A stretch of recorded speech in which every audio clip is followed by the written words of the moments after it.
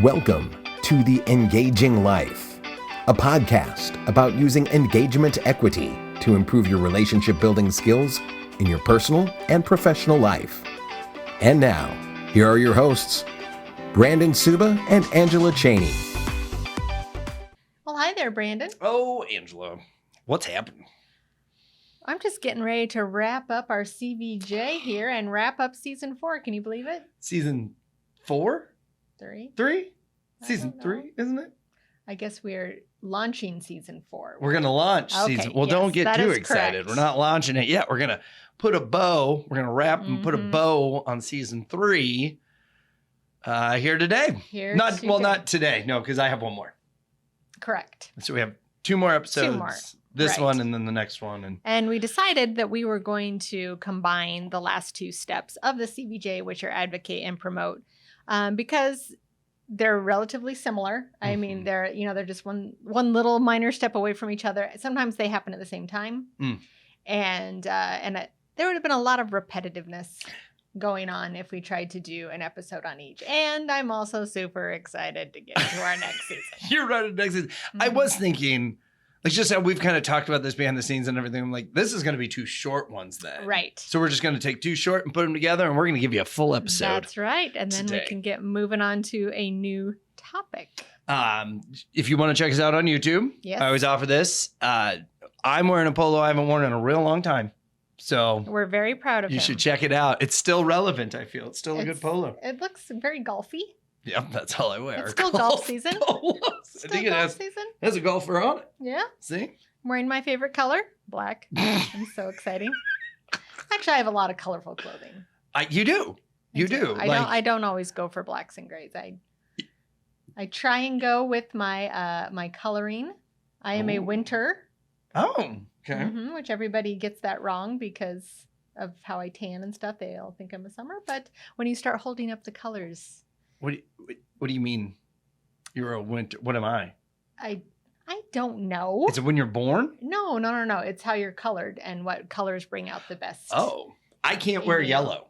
Okay, then you're probably a winter as well then. That makes sense. So, if you're like a summer or a spring, I don't know them all that well. Then you look good in like the beiges. And those really wash me out. Yeah, me too. Winter's looking basics, bright blue, yes, black. Okay. I'm winter then, because I'm blue. All about the blue. There you go. And black's kind of a universal. It doesn't really look bad on anyone, but it's a basic color. So, and it's also tones too. Okay. I don't know. We got off on a tangent here. We are on a tangent. I have a referral if you would like to get your colors done, because I cannot remember her name right now. She's super sweet. Darcy, maybe. Okay. But she's in Center Sphere, and that's what she does.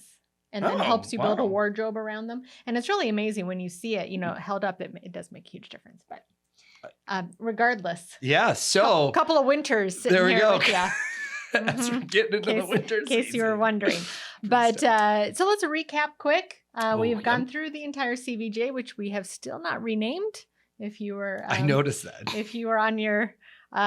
pins and needles, waiting to see what that new name was going to be. You're going to have to wait a little bit longer.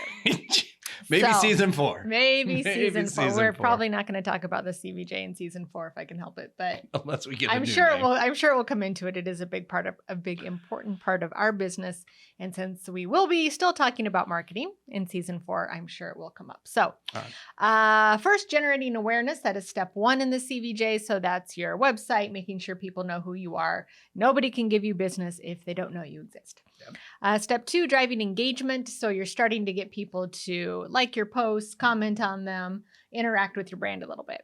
Step 3, building subscribers. So this is people are subscribing to your newsletter, to your YouTube channel. So they're starting to say, I want to be informed when they put out more content because I'm starting to like them. Okay.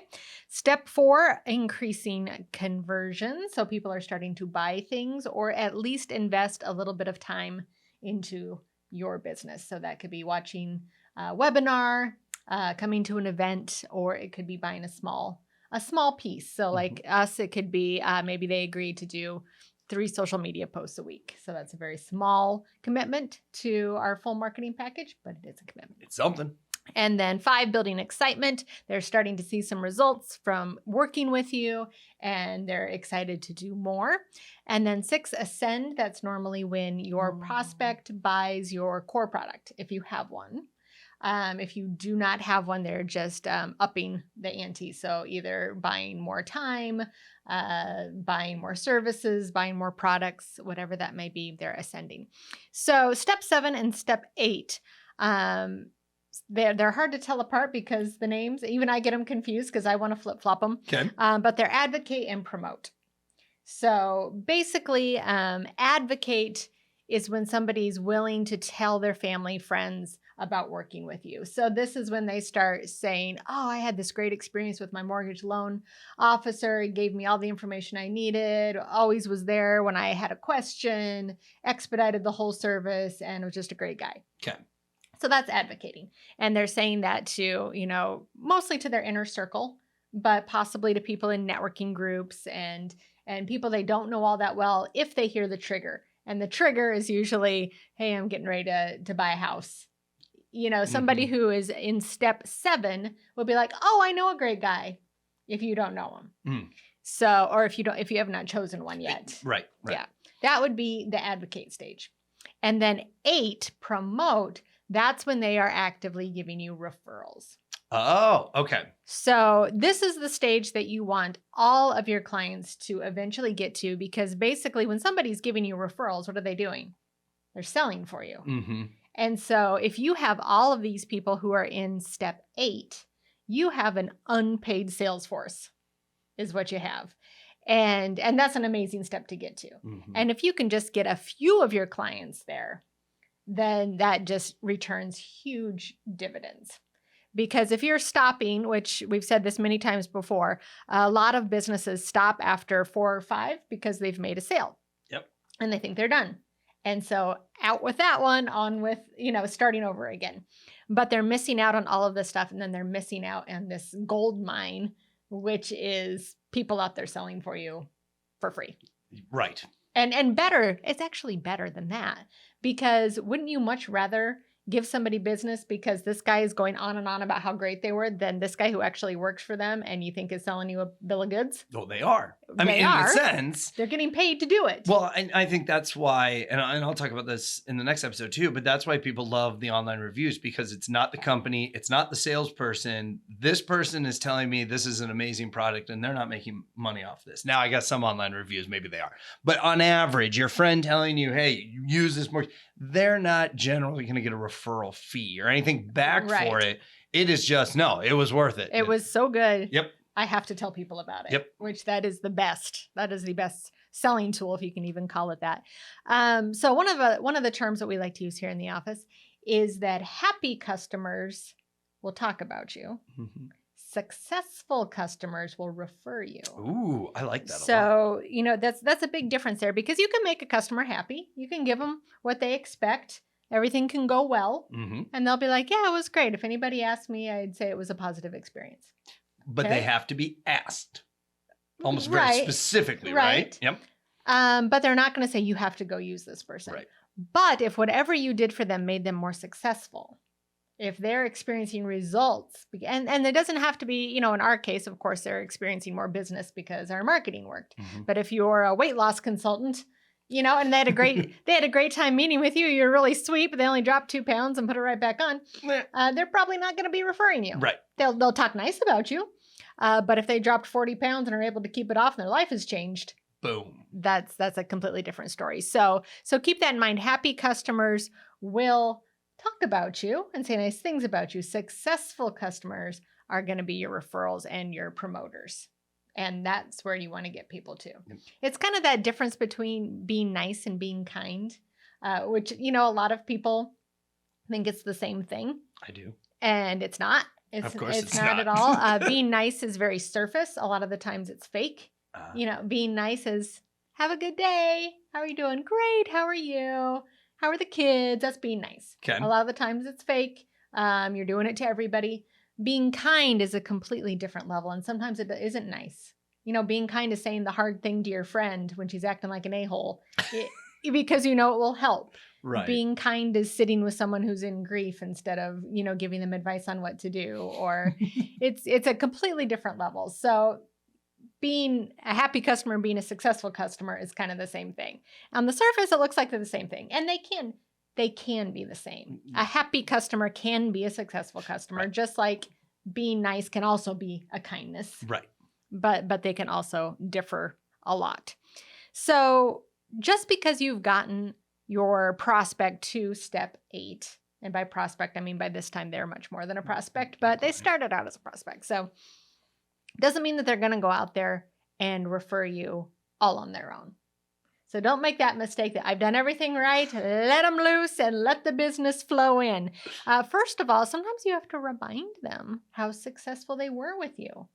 It is so easy. I'm listening to, I know I've talked about this podcast in the past, but I'm going to bring it up again because it's so wonderful. Yep. The Happiness Lab, if you have not listened to that, it's so good. But the last one I listened to was about the psychological immune system.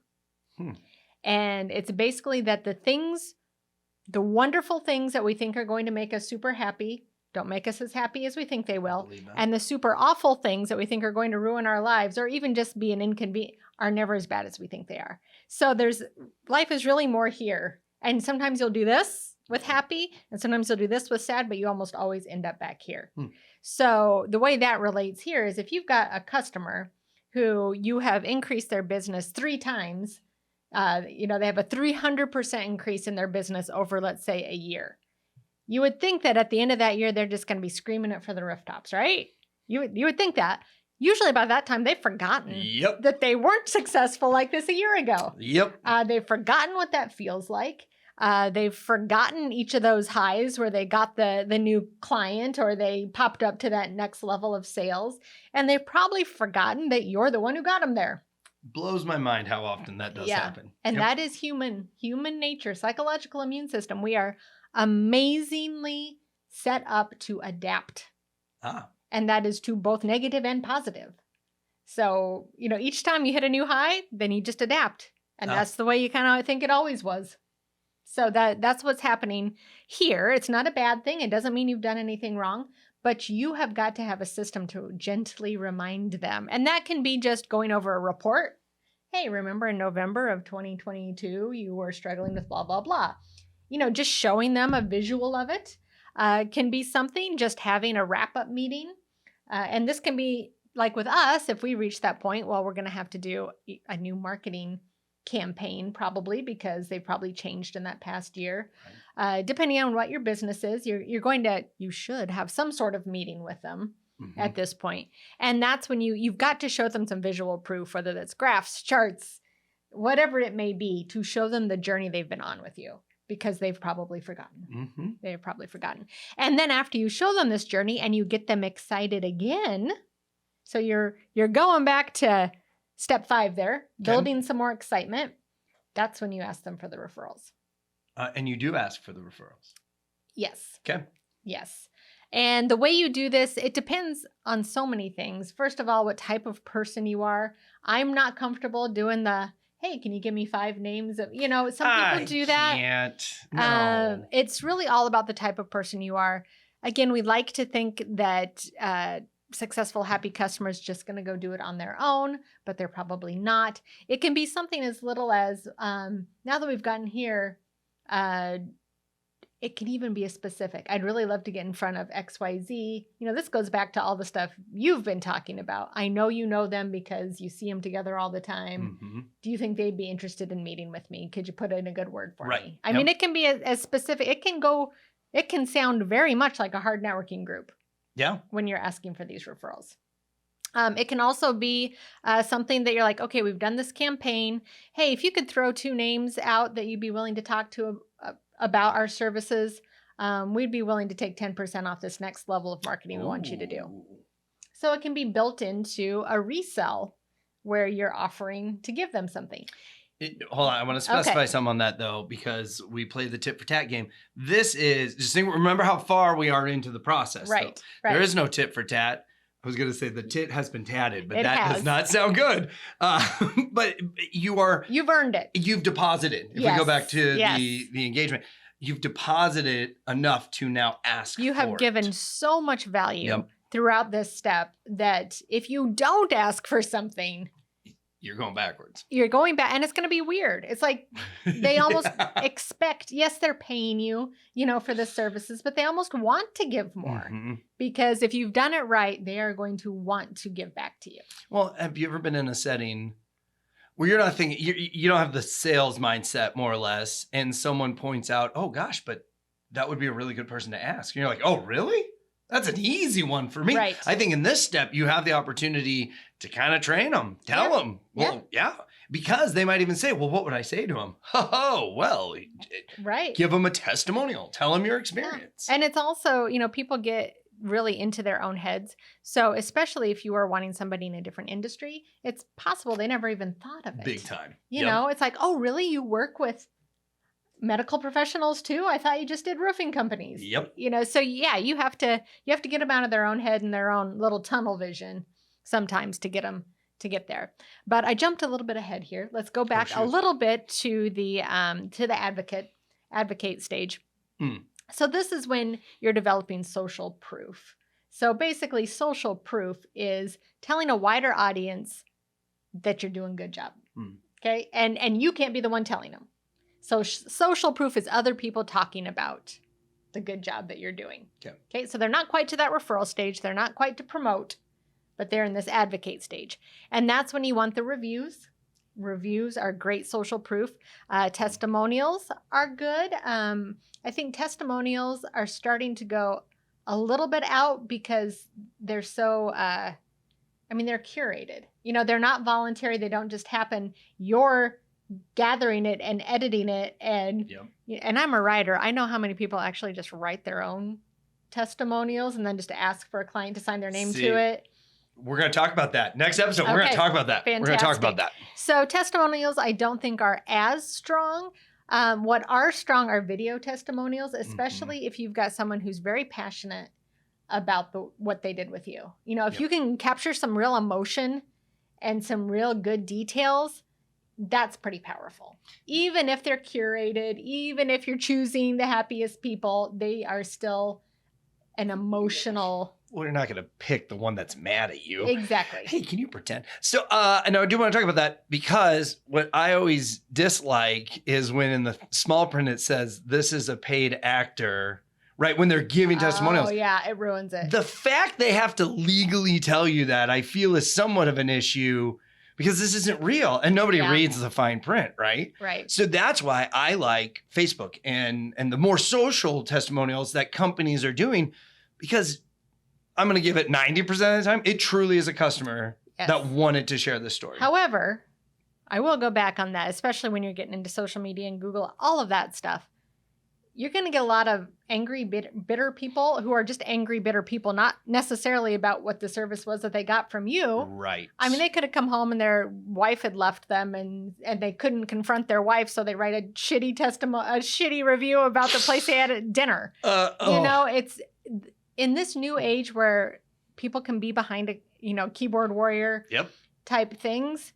How much stock do you put in those too? Well, there was one restaurant, and this is the whole, you obviously weren't in the right headspace, and this person gave a horrible review, and good on the restaurant to say, well, we're sorry you feel this way. Can you tell us a little bit more? And the person did respond, and the dish that the person was so mad about, the restaurant pointed out, we actually do not serve that here. And this is, and I've never seen this before, and this is probably why I read the whole dang thing.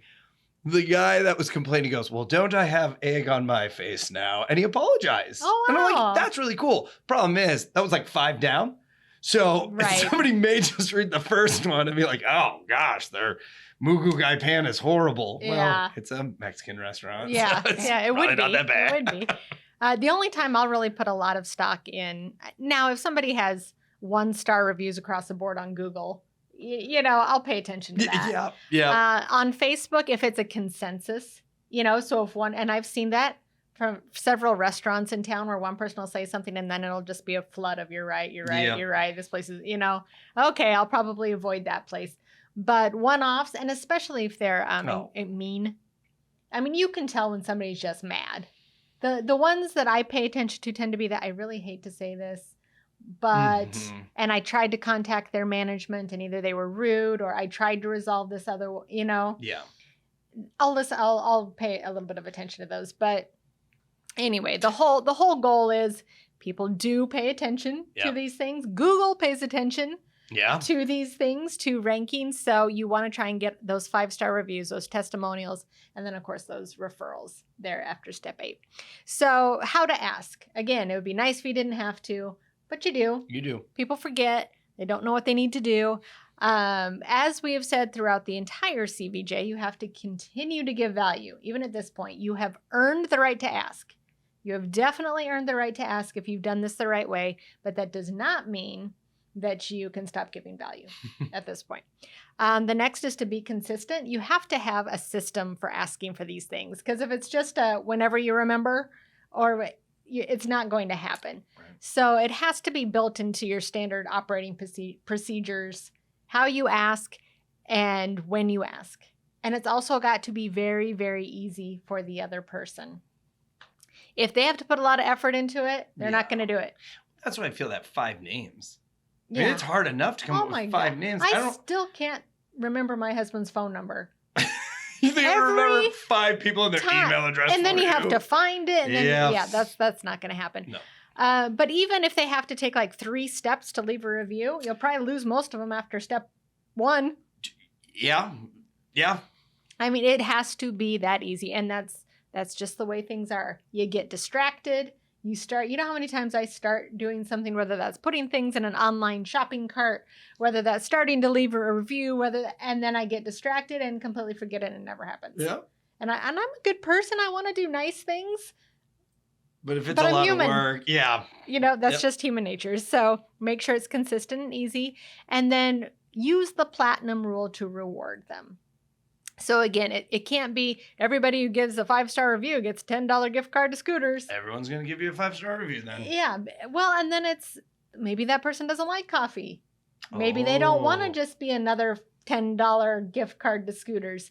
Now, there's some, caveats to this. If you're a huge company and you're soliciting hundreds of reviews, you have to have something. You can't get to know all of these people. You can't figure out that he doesn't like coffee, but he does like alcohol. Should be a bad bet. Send you a shooter. Yeah. But if you're a local company, if you work with clients that you're seeing all the time, you should get a good feel for how they would like to be rewarded.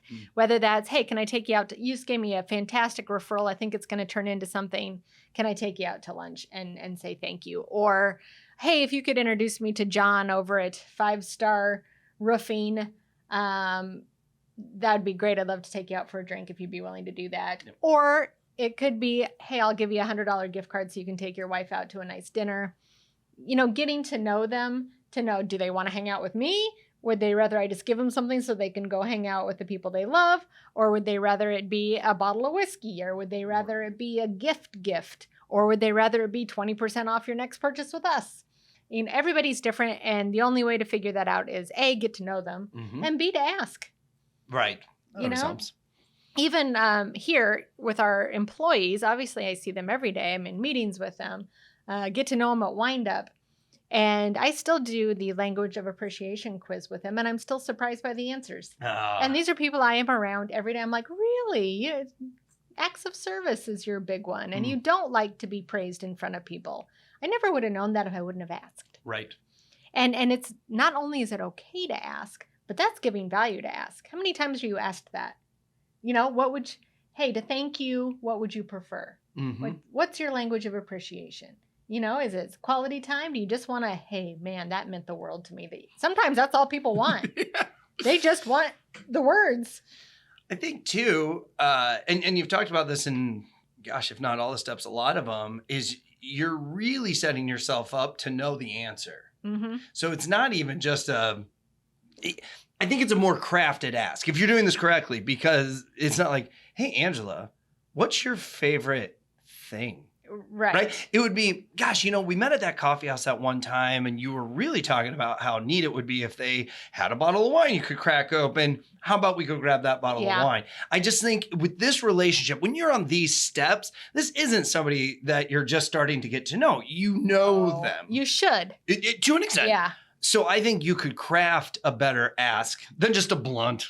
Oh, yeah, absolutely. And that's going to really provide value because it showed you have listened. Yes. Throughout all this. And you can kind of do a little, hey, I noticed that you really enjoyed, our coffee date and that you're really into the Sumatra blend. So I would love to reward you. Would you rather have a bag of that to have at home or do you want to go try out the Sumatra at another place? Cool. And then they'd be like, wow, they remember that I like the, And that's another testimonial they'll throw out or another advocate piece that they'll throw Or they can help you learn more and be like, yeah, it's just having one of those days where I need caffeine. I'd really prefer a beer. Yep. That could happen too. But so now you've got these testimonials, you've got these referrals, not the referrals, you've got the reviews.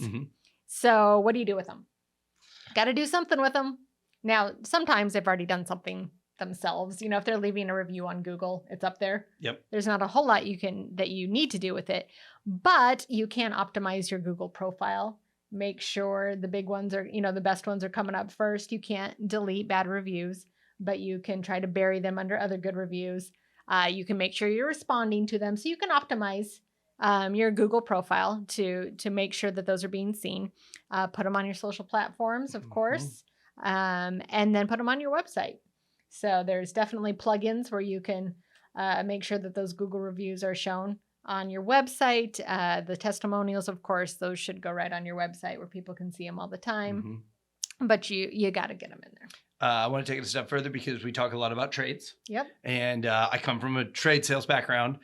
I will tell you, if you have a binder of stuff, because we had before and after pictures and testimonies and all that, it blew my mind how many people went through them. Really? And I knew that they went through them because sometimes they would even refer or reference, this letter said this, and it was like a beveled edge. And they were like, you didn't mention that. And I was like, okay. Really? And then they would ask about the before and after. So, I mean, when you have somebody measuring something in your house for 20, 30 minutes. They have to do something. Yeah. And it's always awkward, right? Oh, hey, do you want me to move? Sorry, my dog bit you. Right. So I did learn. And so I would strategically try to have good stuff in there that they would go through. So just another place to use them. Yeah. Very good idea. So now we have to move on to the relationship. Of course. Because I have to. This is the engaging life. Exactly. And so what do steps 7 and 8 look like in a relationship? Well, by this time you're in a committed relationship, whether you're married, whether, you're just a significant other, but you're in a committed. You've been together for a while. Yeah, committed.